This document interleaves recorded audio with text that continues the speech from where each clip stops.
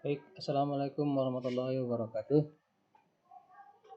Perkenalkan, nama saya Rohili dari SMA Negeri 1 Panawangan, Ciamis, Provinsi Jawa Barat.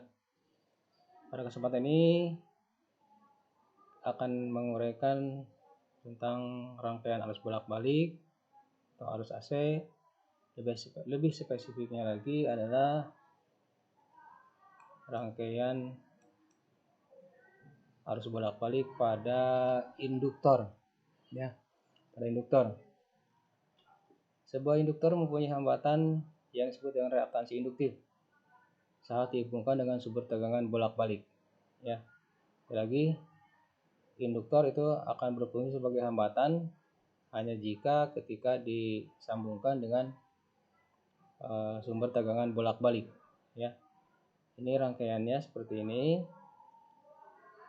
Ini lambang induktor seperti ini, ya. Kemudian ini tegangannya mempunyai persamaan V sama V maksimum sinus omega T. Berikutnya, hambatan atau reaktansi induktif ini bergantung pada frekuensi sudut arus dan induktif sendiri induktor.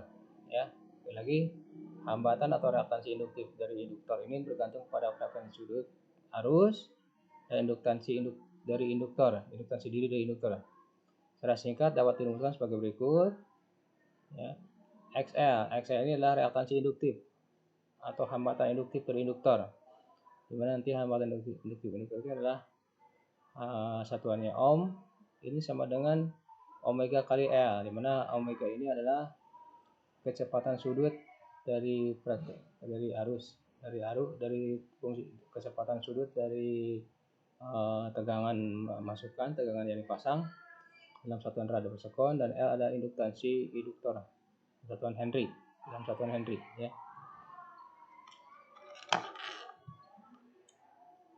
Kemudian ketika dipasang pada arus bolak-balik, induktor ini memberikan grafik sebagai berikut, ya.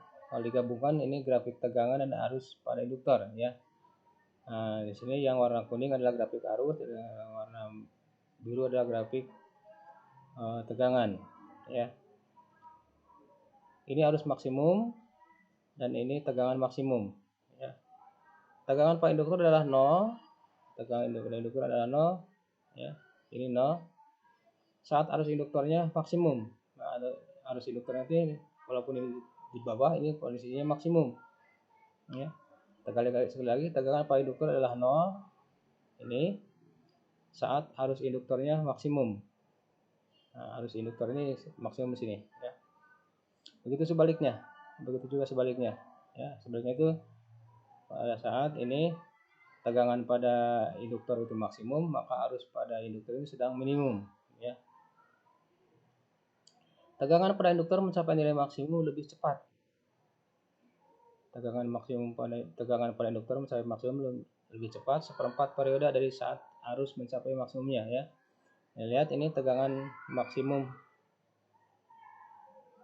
ini, ya, lebih cepat ketimbang nilai maksimum ini, ya, nilai maksimum ini, ya. Ini dikatakan lebih cepat karena memang kejadiannya ini lebih dalam tempo waktu lebih singkat, lebih kecil, ya, kejadiannya, ya. Jadi sekali lagi ini tegangan maksimum itu terjadi lebih cepat dibandingkan dengan tegangan maksimum pada arus, ya. Ini salah satu sifat dari tegangan dan arus yang ada pada induktor, ya, sehingga nanti ini memberikan efek kepada bagaimana persamaan arus dan persamaan tegangan. Nah, ini lihat, ini persamaan arus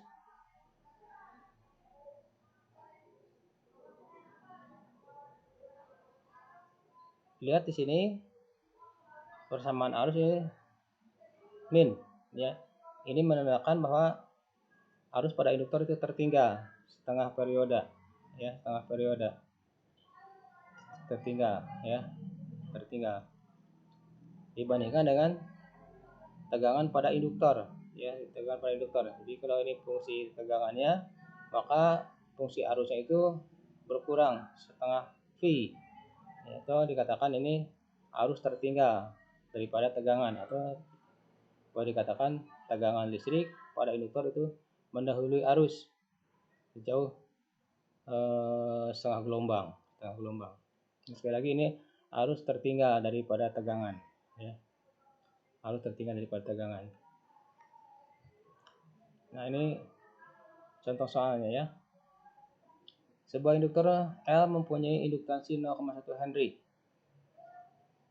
Dihubungkan dengan sumber tegangan AC yang punya fungsi tegangannya 24 sin 120 V kali T.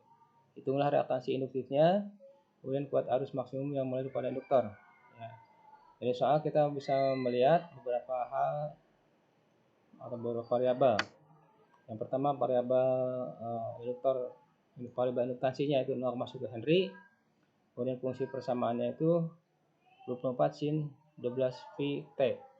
Nah, dari persamaan tegangan diperoleh bahwa tegangan maksimumnya 24 volt. Jadi persamaan ini. Nah, ini Pm sinus omega T, ya. Ini persamaan tegangannya, berarti P maksimumnya 24 volt, kemudian omeganya ya 120 V. Dari persamaan ini. Nah, omega ini ya, omega ini 120 V. Itu berarti omeganya itu 2VF, itu dari persamaan dasar yang dulu, ya, di persamaan dasar di kelas persamaan gerak melingkar di kelas 11 ya. Omega itu 2VF, dari ini bisa dicari, maka berarti omega ini masukkan 120 V, maka ketemu F-nya 60 Hz. F-nya frekuensinya 60 Hz ya. Nah, selanjutnya kalau sudah ketemu seperti itu, kita bisa mencari reaktansi induktif pada tegangan AC. Ya. Reaktansi induktif suatu induktor dihubungkan dengan sumber tegangan AC dapat dinyatakan dengan menggunakan persamaan berikut. XL itu sama dengan omega kali L. Ya, omega kali L. Atau XL itu sama dengan 2PF kali L. Ya, 2PF kali L. Berarti XL itu adalah 2 kali 3,14 kali F-nya tadi dihitung di depan. Nah, ini F-nya sudah dapatkan 60 ya. Tinggal dimasukkan saja ke sana. 2 kali 3,14 kali 60 kali L-nya 0,1 Henry di soal di analisis kita ya. Maka berarti reaktansi induktifnya itu adalah, atau hambatan induktifnya adalah 37,68 ohm ya. Jadi reaktansi induktif induktor itu dihubungkan dengan tegangan AC adalah menghasilkan hambatan induktif sebesar 37,68 ohm ya. Itu salah satu penyelesaian untuk mendapatkan nilai hambatan induktif dari induktor atau reaktansi induktif. Selanjutnya, untuk mencari kuat arus maksimum pada induktor bertegangan AC. Kuat arus maksimum yang melalui pada induktor yang terhubung dengan tegangan AC dapat dihitung dengan rumus berikut.